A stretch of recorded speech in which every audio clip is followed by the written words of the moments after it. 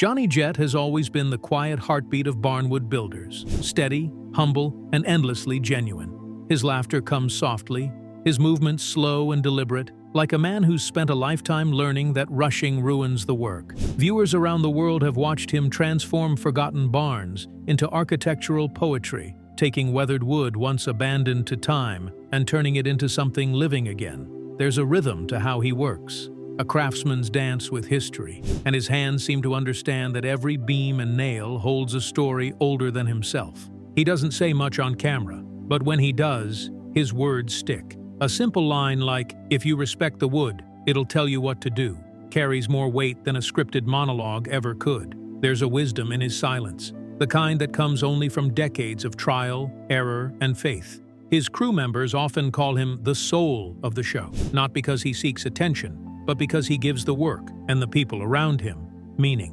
Johnny's presence has become a compass for the team, a reminder that craftsmanship is less about fame and more about integrity. But beneath that calm smile is a life forged by hardship and resilience. Johnny's story isn't simply one of rustic charm or small-town success, it's one of survival, faith, and second chances. He's seen war, addiction, and grief. He's walked through darkness and found his way back by building something tangible, something that could last longer than memory. So when rumors about his death began circulating online, fans around the world held their breath. To them, Johnny wasn't just another television personality. He was the embodiment of humility, proof that good men still exist in an age obsessed with fame and noise. Even off-screen, his legacy runs deep. Locals in Kentucky tell stories of how he helps neighbors rebuild barns after storms, or how he'll spend hours repairing a stranger's gate just because it looked like it needed a little love. There's something almost timeless about him, a man who doesn't just restore wood, but restores faith in the values it represents: endurance, patience, and honesty. Who is Johnny Jett? How did he become the soul of a show that celebrates heritage, craftsmanship, and quiet dignity? And why did a rumor about his death feel so personal to millions of fans who had never met him? To answer that, we have to go back, long before television crews and cameras, to the rolling hills of Kentucky, where the story of his life truly began. Johnny Jett was born in 1949 in Fleming County, Kentucky, a place where time seemed to move a little slower, and the land still dictated the rhythm of life. He and his older brother, Billy Eugene Jett, were raised in a devout Methodist household, where faith, honesty, and hard work weren't just values, but survival tools. Their parents believed that every day began and ended with gratitude, whether for a meal, a roof, or a moment of peace. The Jetts were a close-knit family. Sunday sermons were followed by potlucks, and the laughter of cousins echoed through wide-open fields. Childhood in that part of Kentucky meant adventure was never far away. The woods were deep, the creeks cold, and the world felt endless. Even as a boy, Johnny carried a streak of mischief. He loved to explore and test limits, especially when he and his friends would sneak off during recess to fish or swim in the nearby creek. It wasn't rebellion, it was curiosity, a trait that would later define his approach to both life and craftsmanship. His teachers called him bright but distracted, a boy who could spend hours watching the way sunlight hit the bark of a tree, or how rain carved paths in red clay. Those little adventures earned him a few stern lectures and the occasional detention, but they also gave him something he'd never lose: a love of freedom, of nature, and of discovery. Life in Fleming County was simple but demanding. Winters were harsh, and everyone worked, even children. Johnny learned early how to fix fences, mend roofs, and cut wood. The sounds of saws and hammers were as natural as birdsong. His father used to say, "If your hands aren't busy, your mind will wander into trouble." That work ethic became the foundation of who he was. Billy, the elder brother, was the role model. He was brave, disciplined, and the first in the family to enlist in the U.S. Army. When he wrote home from Vietnam, his letters were full of both pride and pain. He told Johnny about the camaraderie of soldiers, the loneliness of nights overseas, and the weight of seeing friends fall in battle. Billy had seen things he wished his younger brother never would. So he begged their father to steer Johnny toward education, away from the battlefield. For Johnny, that meant stepping into a world far removed from the fields of Kentucky, a world of textbooks, lectures, and possibilities. He didn't know it then, but his brother's plea would change the course of his life forever. setting him on a path that would lead through failure, redemption, and ultimately, legacy. After graduating high school, Johnny took his brother's advice and enrolled at Morehead State University. But the world of academia wasn't what he expected. The classrooms were large, the professors formal, and the lectures, filled with abstract theories, felt distant from the hands-on life he knew. Johnny had grown up solving problems with sweat and intuition, not textbooks. He later joked that in those first months, I didn't even know what they were talking about. He tried his best, sitting through long lectures and staying up late with borrowed notes. But the more he studied, the more he felt adrift. By the end of his first semester, he had failed nearly every course. The disappointment hit hard. For the first time in his life, Johnny felt like he had let his family down, especially Billy, who had sacrificed so much in Vietnam and wanted his younger brother to have a safer path. But then came a small glimmer of light. One class, art and literature. It was the only one he passed, and it sparked something he hadn't realized was sleeping inside him. He was drawn to the way artists built beauty out of nothing, brushstroke by brushstroke, word by word. There was structure in art, discipline in design, and freedom in both. That single success became his compass. Determined to find a path that made sense, Johnny left Morehead and enrolled at Maysville Community College to study drafting, a discipline where creativity met precision.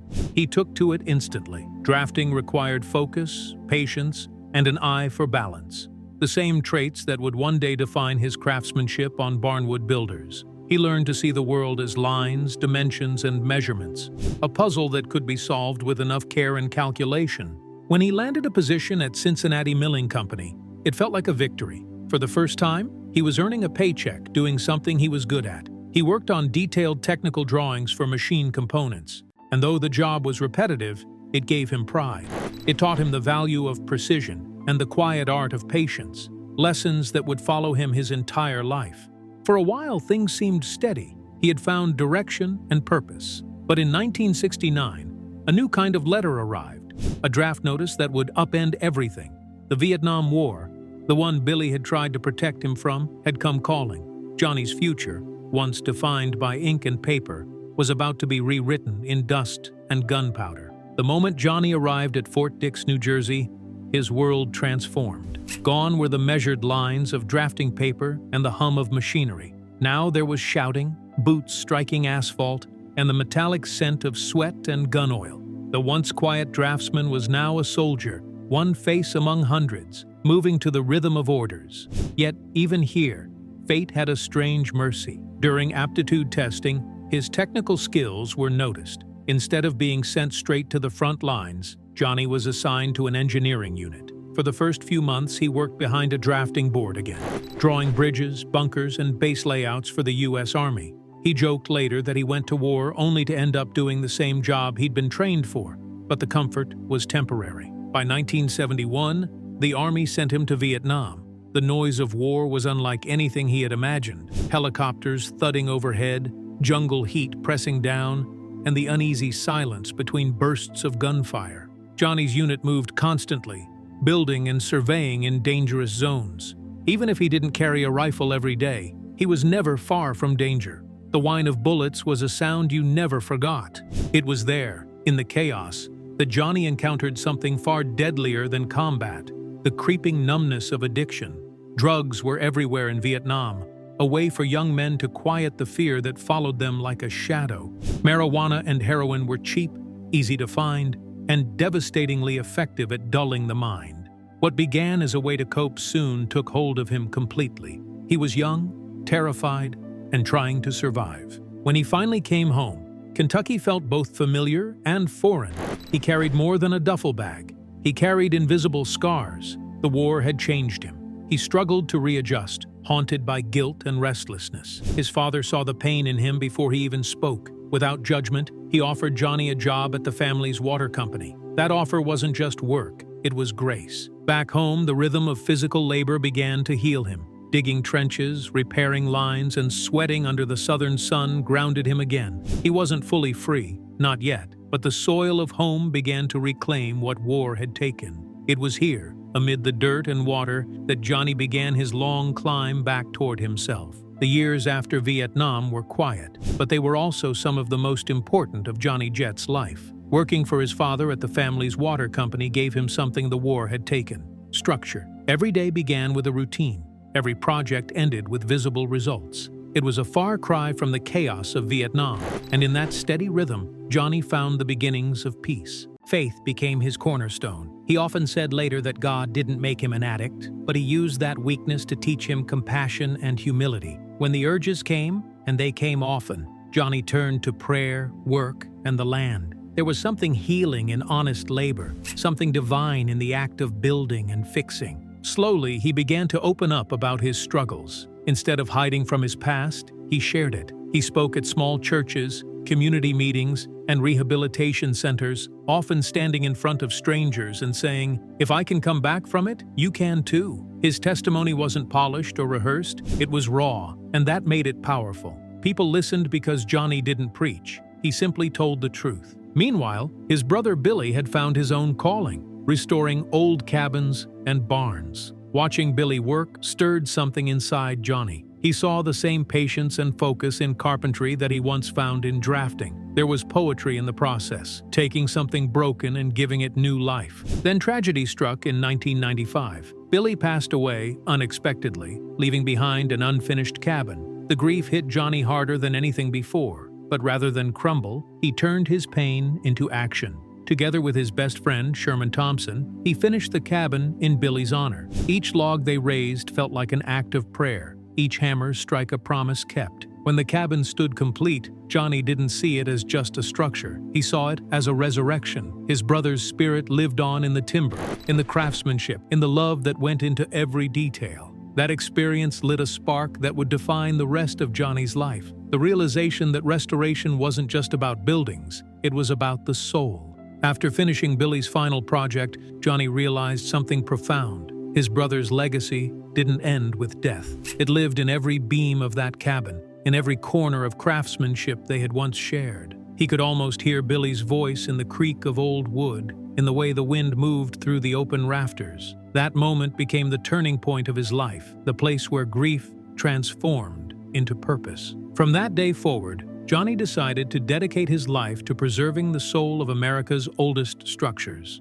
not as a business, but as a calling. He and Sherman began scouring the hills of Kentucky, hunting for pioneer-era cabins tucked away on forgotten farmlands. With every new discovery came a mixture of reverence and excitement. Dismantling a cabin wasn't demolition to Johnny, it was archaeology. Each log carried fingerprints of the past, tool marks, smoke stains from ancient hearths, initials carved by families who once called it home. He treated every piece as sacred, carefully tagging and transporting them to what they jokingly called the boneyard, a sprawling field of salvaged timber waiting for rebirth. The boneyard became more than just storage. It was a living archive of history. On misty mornings, you could find Johnny walking through the stacked logs, tracing his hand over century-old wood as though in silent conversation with its makers. As the demand for reclaimed timber grew, Johnny saw a way to honor the past while supporting his future. Each cabin he rebuilt was not only a tribute to early American ingenuity, but also to his late brother, a man who taught him that craftsmanship was a kind of prayer.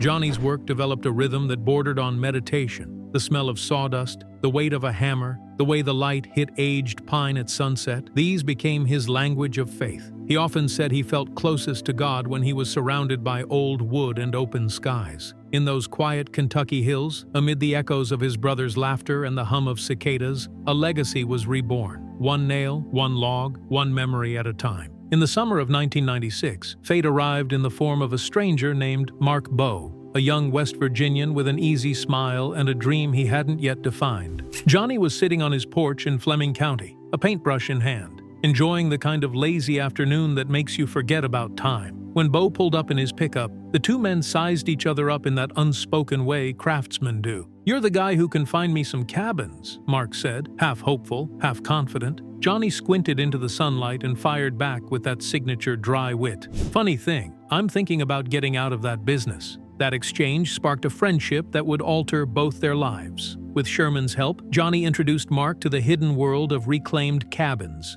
forgotten structures waiting in the hills for someone to rescue them. By the end of the summer, the trio had located over 100 cabins, each one a time capsule of frontier history. Mark's new company, Antique Cabins and Barns, began to take shape, with Johnny as its cornerstone, the craftsman whose experience grounded every project. Their collaboration went beyond business. It was built on shared respect for hard work, faith, and the quiet satisfaction of creation. Years later, when filmmaker Rick Kaplan stumbled upon their operation during a ski trip and suggested making a documentary, it felt like destiny knocking again. They agreed, but television executives wanted arguments, rivalries, drama, the opposite of who they were. Johnny and Mark refused to play that game. "We're builders, not actors," Johnny said plainly. "We don't fight over wood. We fight to save it." The project fizzled, but it planted a seed. Their authenticity, that unshakable honesty, would one day become their greatest asset. And when television finally caught up with what America truly wanted to see, integrity, teamwork, and tradition, Johnny Jett and Mark Bowe would be ready. By 2013, the world had changed. Reality TV was saturated with shouting matches and artificial tension, but audiences were craving something real again. When the DIY network approached Mark, Johnny, Sherman, and the rest of their crew with a proposition to film their work as it truly was, raw, quiet, and human, they said yes. No scripts, no manufactured conflict, just men doing honest labor with reverence for history. From the moment the first episode aired, Barnwood Builders felt different. It didn't just show the process of tearing down and rebuilding, it showed the philosophy behind it. The very first project featured a barn built by Abraham Lincoln's uncle, Josiah Lincoln, a monumental task that tied their work directly to American heritage. Viewers were mesmerized by the crew's teamwork, their good-natured humor, and the way they treated every log as though it carried a heartbeat. Johnny quickly became the show's quiet standout. His mastery of heavy machinery bordered on artistry, whether maneuvering beams that weighed thousands of pounds or guiding a cabin frame into place with inch-perfect precision. He worked with a calmness that made the impossible look effortless. Fans connected with him not because he sought attention, but because he didn't. He represented something America thought it had lost: humility, dignity, and pride in honest work. The show's tone was a revelation. It celebrated cooperation instead of competition, friendship over fame. Every episode ended with laughter, gratitude, and a sense of peace, not chaos. Viewers found comfort in that. They began tuning in not just to watch old barns get saved, but to feel something hopeful again. When Barnwood Builders transitioned to the Magnolia network under Chip and Joanna Gaines, its audience exploded worldwide. Suddenly, what began in rural Kentucky reached viewers across continents. Through it all, Johnny remained the soul of the show, proof that silence can speak louder than fame. In late 2022, a strange story began to spread across the internet. Johnny Jett was dead. It started with a post, then an obituary, and within hours, social media was in mourning. Fans flooded comment sections with condolences, heartfelt tributes, and memories of how his work had inspired them. For a brief moment, the entire Barnwood Builders community united in grief. But something didn't add up. The obituary was for another man, a different Johnny Jett from Houston, Texas. Once the truth emerged, relief swept through the fan base like a wave. Johnny was very much alive. When he learned what had happened, he didn't get angry. Instead, he laughed, that quiet, knowing chuckle his crew knew so well. "Guess God's not done with me yet," he joked. Rather than feeding the gossip, Johnny saw it as a lesson in perspective. The incident reminded him how fragile reputation can be, and how fortunate he was to be loved while still here to feel it. Fans flooded his social media with gratitude, calling him an inspiration, a man who turned hardship into art. For Johnny, that outpouring of love meant more than any rumor could undo. Behind the scenes, his wife Donna handled things with grace, gently shielding the family from unnecessary attention. His grandsons, Jonathan and Nicholas, joked that their granddad had gone viral without even trying. It was classic Johnny, turning chaos into humor, fear into faith. He carried on working, unbothered. "Let folks talk," he told a friend. "I'll just keep building." And he did, because that's what he's always done: build, restore, and move forward. The rumor faded, but it revealed something powerful, that in an age of fleeting fame, Johnny Jett's impact was built to last. Today, Johnny Jett stands as more than a craftsman. He's a living testament to endurance, faith, and authenticity. Now in his 70s, he still works beside his crew, handling machinery with the precision of a man half his age. His art, intricate rustic paintings and wood sculptures, continues to sell out online, not because of celebrity appeal, but because each piece carries his heart. Mark Bowe often says that Johnny is the soul of Barnwood Builders, the moral compass that keeps the crew grounded. He doesn't seek the spotlight, yet somehow, it always finds him. The show's success, spanning a decade and millions of viewers, rests on the quiet power of men like him, people who remind us that simplicity and decency never go out of style.